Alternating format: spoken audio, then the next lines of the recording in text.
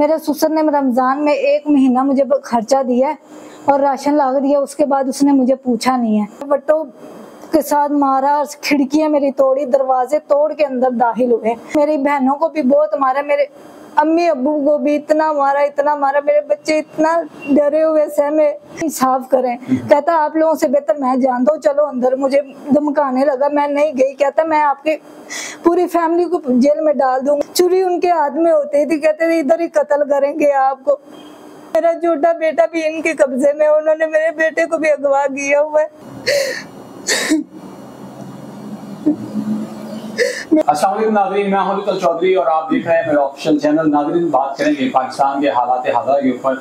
जिस तरह सियासी मौशी हालात बिगड़ते जा रहे हैं, वैसे वैसे जुल्म की इंतहाएं और उनकी कहानियां आए रोज़ नई नई कहानियां सामने आती हैं। मेरे साथ मिस राहिला मौजूद हैं और इनके साथ बड़ा अजीब और गरीब वाक़यात पेश आ रहे हैं। ख़ास तौर पे उस वक्त जब इनके शौहर को फौत हुए, तकरीबन 5 से 6 माह हो चुके थे। उनसे बात करते हैं और पूछते हैं कि ये मामला क्या है और कैसे शुरू हुआ। अस्सलाम वालेकुम मैम। वालेकुम अस्सलाम। क्या हाल है मैम? अल्लाह का शुक्र है। अच्छा मैम, ये आपके शौहर को फौत हुए कितना अर्सा हो गया? साल हो गए हैं। अच्छा, और ये जो आपके ससुर और ससुराल की तरफ से जो ये हरकत और सकनात की जा रही हैं, ये कैसे की जा रही है, क्या किया जा रहा है? मेरे शौहर को फौत हुए साल हो गए। इनका रवैया मेरे साथ 5-6 महीने ठीक चल रहा था। अच्छा। ये मुझे खर्चा देते रहे, सही इन्होंने 5 महीने मुझे खर्चा दिया है। ठीक है।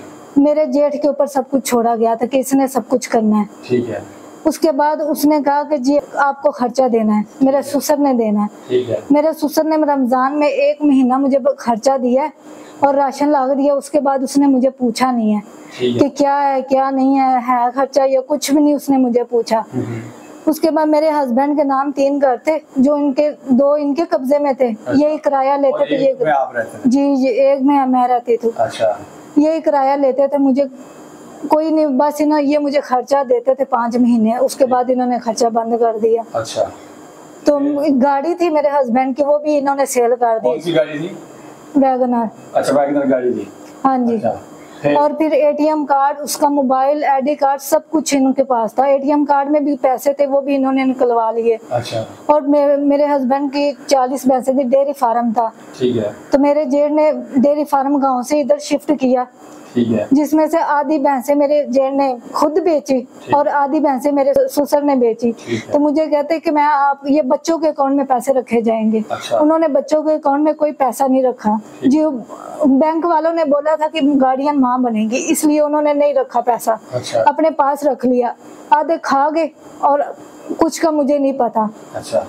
तो ये जो तोड़ फोड़ हुई है, ये कैसे हुई? ये तोड़ फोड़ 12 अगस्त को हुई है। अच्छा। मेरे घर आते हैं मेरे ससुर, मुझे कहते हैं कि मैंने नीचे वाला घर किराए पे देना है। अच्छा। तो मैंने कहा मैंने नहीं देना, मैं एक बेवा औरत, तो मेरे बच्चे हैं छोटे छोटे, मैं पता नहीं कैसे लोग होंगे नीचे, तो मैं कैसे किराए पे दे सकती हूँ। आप लोग अब्बू जी आप लोग आए, 100 दफा रहे, ठीक है, मेरे पास रहे, तो मैंने किराए पे नहीं देना। कहता देखता हूँ मैं कैसे नहीं देती। घर गया, घर से अपने भाई बेटों को बेटियों को लेके आया है।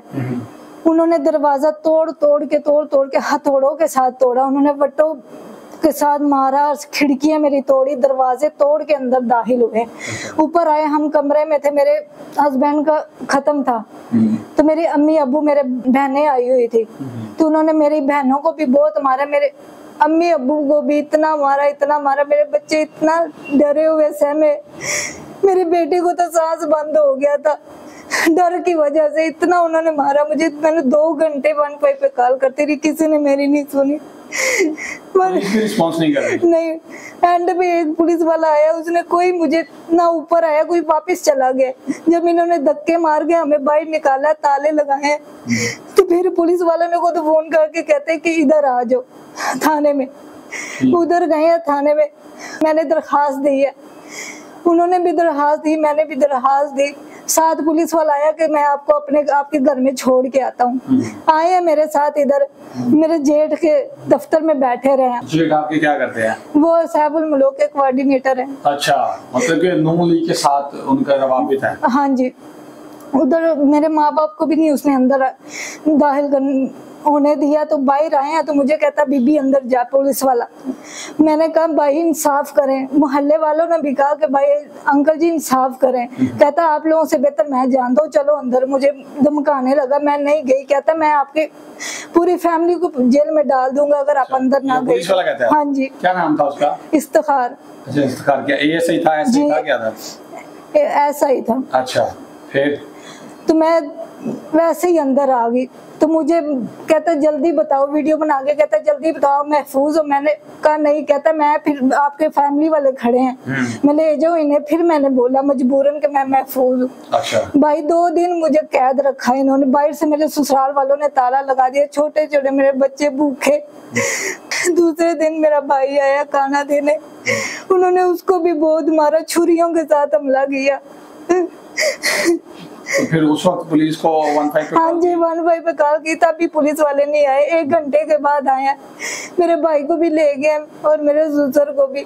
तो इन्होंने मेरे भाई के ऊपर 751 का पर्चा दे दिया कि इन्होंने बंद कर दिया था मेरे भाई को अपने घर। अच्छा। बहुत ज्यादती की इन्होंने, बहुत जुल्म किया मेरे ऊपर।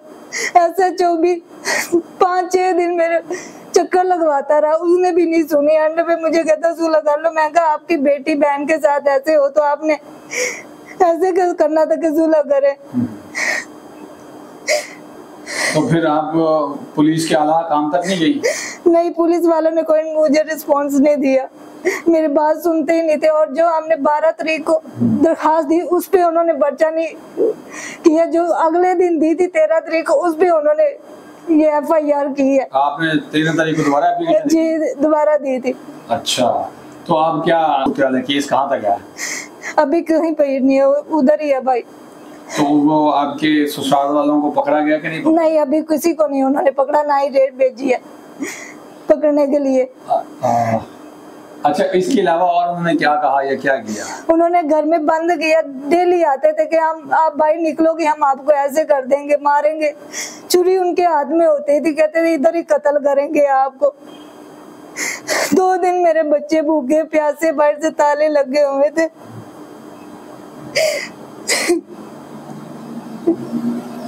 मैं वज़ीर आला पंजाब मरियम नवाज शरीफ से यही अपील करती हूँ कि मेरे बच्चों को मेरा हक दिलाया जाए।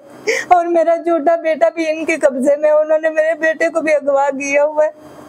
आपको तीसरा बेटा भी है? हाँ जी, उनके पास है। उनके पास है जी। किसके? दादों के पास है, चच्ची के पास है? ताए के पास। ताए के पास है जी। जो धमकी लगाता था मिलने के लिए, इन्होंने बहाने से लिया। उसके बाद इन्होंने मेरा बच्चा मुझे नहीं दिया। कितना अर्सा हो गया? 1 महीना हो गया। 1 महीना हो गया अभी उनके पास है? जी। तो पुलिस वाले इस मामले में क्या बात करते हैं, क्या कहते हैं? कोई रिस्पॉन्स नहीं दिया उन्होंने, पुलिस वालों ने। तो आपने अगवा के लिए जो अगवा का पर्चा होता वो भी नहीं। मैंने बोला मैंने अगवा का पर्चा देना, कहते पहले ये तो हैंडल कर ले, फिर वो भी दे देना। हैंडल क्या करना, मुझे मेरा बच्चा चाहिए। नाज़रीन, ये जुल्म की दास्तानों में एक दास्तान है जो इंतहा की बुलंदियों के ऊपर जा रही है, बल्कि छू रही है। और इसमें ससुराल वालों की सफाकियत के साथ साथ पुलिस वालों की नाअहली भी नजर आ रही है। मैं honourable chief minister Maryam Nawaz Sharif साहिबा से रिक्वेस्ट करूंगा कि इस मैटर को पर्सनली लुक आफ्टर करें, क्योंकि खुद आप कहती हैं कि आप पंजाब की बेटी हैं, आप कौम की बेटी हैं, ये भी किसी की बेटी है और एक माँ भी है, और आप भी एक माँ हैं। तो आपको पता है कि किसी के दुख और तकलीफ का मुदावा कैसे किया जा सकता है। और इनको जो है वो इंसाफ चाहिए। उन्होंने कहा जी मेरे जो बच्चों के हक में हिस्सा आता है मुझे वो चाहिए, मुझे और कुछ भी नहीं चाहिए, और मुझे अपनी जान की हिफाजत चाहिए।